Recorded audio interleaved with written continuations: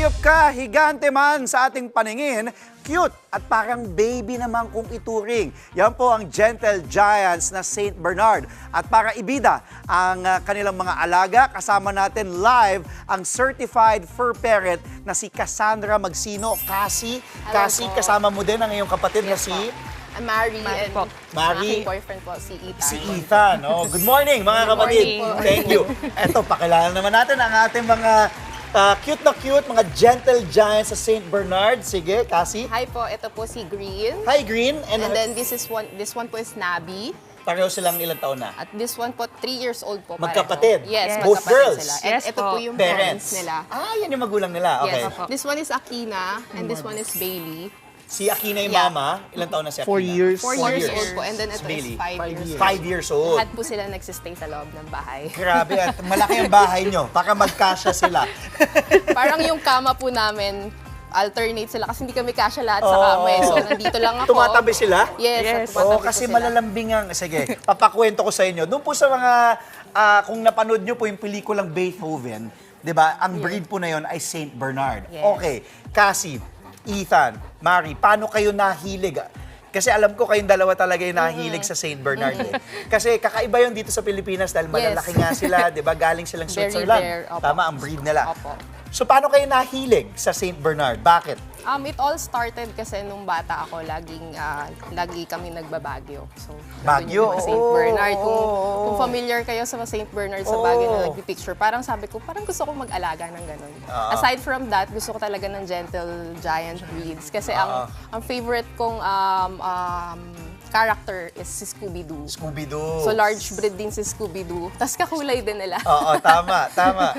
Si Mio, yung anak ni Tita Angela, may picture kasama yung mga Saint Bernard sa Baguio. Kasi sila mukhang nakakatakot, 'di ba? Kung iisipin agresibo kasi Yes. malalaki. Yes. So, yung pero kabaliktaran po sila, yung ugali daw nila ng Saint Bernard. Totoo ba 'yon? Na mukha lang sila nakakatakot pero hindi sila agresibo? It's the other way around talaga kasi yung mga Bernards, they are very gentle giants. Akala nila na masungit yung mga Bernards, super tama. Although medyo lagi silang natutulog pero with their attitude, sobrang bait nila. They're very sociable with the kids, with the family. Every parang guard all in one. Parang yun yung masasabi ko na guard dog sila. Companion. Kung gusto mo ng human stuffed toy na pwede mong yakapin pag malungkot ka, they are here to comfort you. Talaga? Talagang ano pala, no, mababait sila. Yes. Madali ba silang i-train? Dahil 'di ba yung mga ibang ano, natawa ka? Based on my personal experience kasi marami sila. So, pati trained naman sila. Pero yung trained na, yung hindi ka nila aapakan sa kama, parang hindi kaya. Nako, oo. Kasi akala nila baby lang sila eh. Pero hindi kasi nila alam yung laki nila, no? Yes, Kaya sila. dadaganan kanila, taapakan kanila si Ethan, umuo sa akin. Marami na akong scratches dito sa ano, pero okay lang. Okay lang, o baby nyo eh. Ethan, ikaw naman, mahirap ba sila alagaan? Hindi ba kayo, kasi di ba yung mga ganito, galing nga sa malamig na klima yung breed nila eh. yes. Di ba may winter eh, doon sa Switzerland. Dito sa Pilipinas, mainit. Di ba mahirap alagaan ng gantong klaseng aso? Yun, ang ginawa po namin is yung room namin, dalawa yung aircon. Magastos! Switch po. Bukas sa umaga yung Oo. yung isa, split type, then Naku. window type sa gabi. Oo, so magastos talaga, no? Yeah, talaga. hindi po kasi sila pwede Kailangan sa- ng commitment Ano eh. ka, ano? Kailangan ng commitment para syempre... Commitment. Yes, Oo, kung kasi- talagang gusto mo mag-alaga kasi, Kasi syempre may feelings din yung mga aso kahit na hayop yes, sila. oo, naniniwala din naman talaga ako doon. So, etong gastos, sige, nandun na tayo. Sa mga gustong mag-alaga dahil, syempre, sabi nyo nga, the aircon sila. So, paano ang gastos natin, mga pagkain? Ako, I'm assuming matatakaw din kumain to dahil ang lalaki nga sila. Yung dog food kasi nila, we usually give them once a day. So, Dahil? advice din ng vet Ng nila, vet, adult dogs na sila. 1 meal per day lang sila. Bawal din silang lumaki, mag-overweight. Eh. Oo, kasi meron silang tendency na mag-hip dysplasia, which Yes. is very prone sa mga giant breeds. Oo, Yun yung iniiwasan natin. For the budget, Siguro dog food pa lang, 20,000 na yung nagagastos namin. Nako. O, Siguro tapos- around Dami. 7 to 10 Isang aso pa lang yon. Hindi. Lahat na, lahat yes. na. Pero Per month. ang routine kasi namin, aside from the dog food, we give them healthy vegetables as advice din ng vet namin. So, siguro, budgetan mo sila for around 40 a month. 40. Pero Yes. ilang aso na yon? Maraming aso Ito na Five. pula. Five. Five. Oo. Five. I have one at home pa, hindi lang kami kasya sa car. Oo, kasi hindi kayo kasya, 5, no? Yung isang, kunyari, isang Saint Bernard, magkano ang papi niyan kung ano?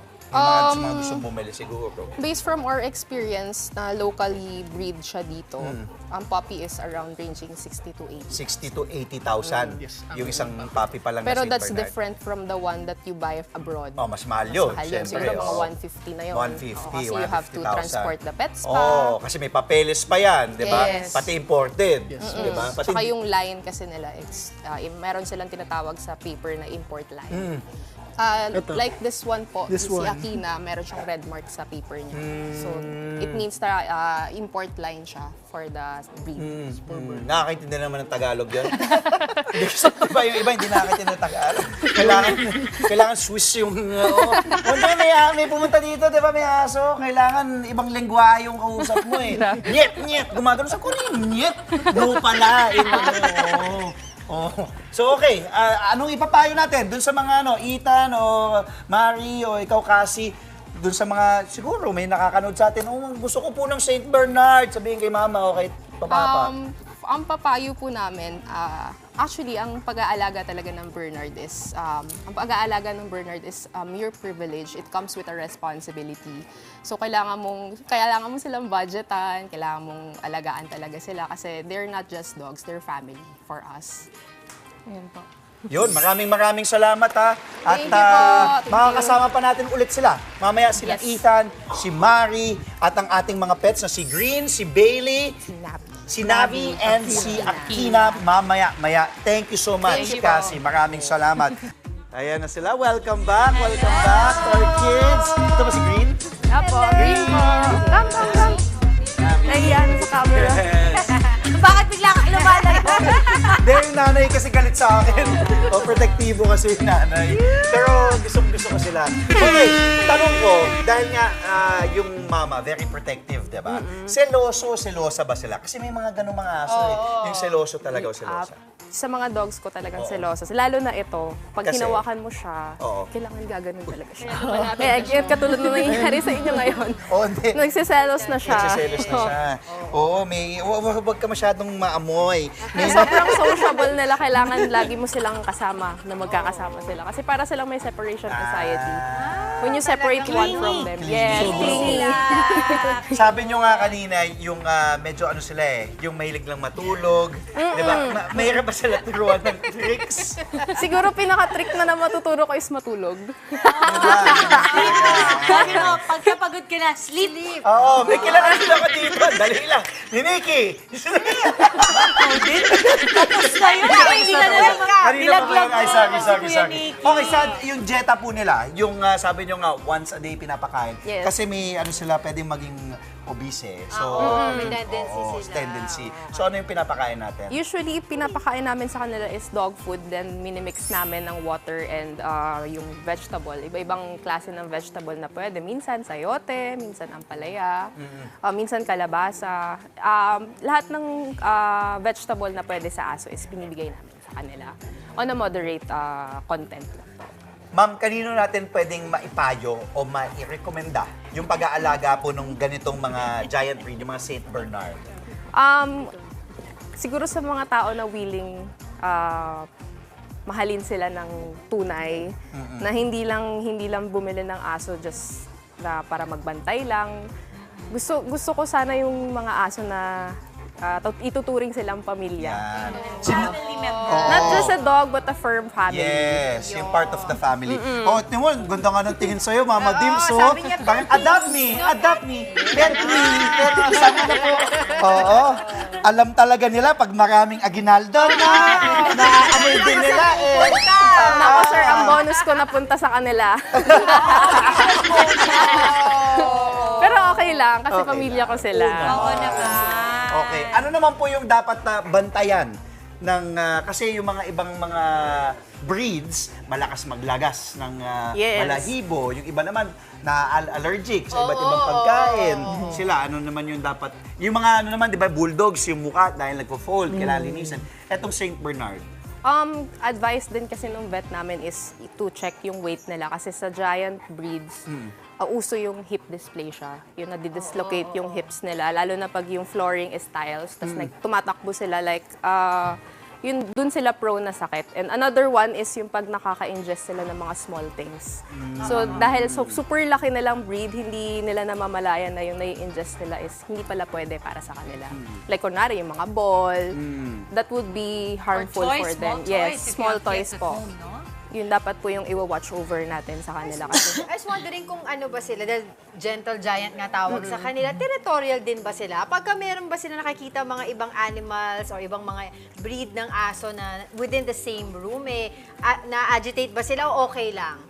Sa experience ko po with them, okay lang kasi I have other dogs din po sa bahay. May mga aspins din po kami. Meron kami chow-chow. So nakaka-relate Familiar na naman sila Yes, ng maayos. oo. But what about smaller children? Like for example, 1-year-old, 2-year-olds, would you say because it's a gentle giant, as you say, is it safe or dapat meron bang edad yung bata bago nyo isama? With the parental guidance na lang din po of the Kasi sa bigat magulang. din nila. Pero, For me po, hindi. Kasi sa sobrang hindi po nila alam yung weight nila yung weight nila na malaki sila. So may tendency Unintentional. Madagan Kung na. malambing sila, hindi nila sinasadya. Yes. Na Pero madadagan. dahil malaki sila, pwedeng madamba nila yung bata. yung bata. Tama. So most probably dapat May nandun may bantay. kasamang Or may adult. edad na rin, ano? Yes po. To be sure. Ito nakikita natin, malakas sila maglaway eh. Sobra po. May ano ba yan? Tingnan ko nga. Solusyon yan? Oo nga. Oo nga, naglalaway. Hindi ako! Ay, si Berga. Hindi ako! parang nasa, Sinabi. Sa akin na naman napunta eh. Ano yung siniki? Ay, tigilan na natin. Alam mo, Tigilan na walang natin. kalaban-laban. Pero ito tatanungin ko. Oo, go. Kasi malapit na mag-New Year. Tapos syempre, di ba yung mga fur animals okay. natin, mga fur pets natin, mga natatakot sila sa mga Paputok. malalakas na mga Yes. paputok. Buker, oo. Paano ba natin naalaga? Lalo na yung mga ganito kalalaki.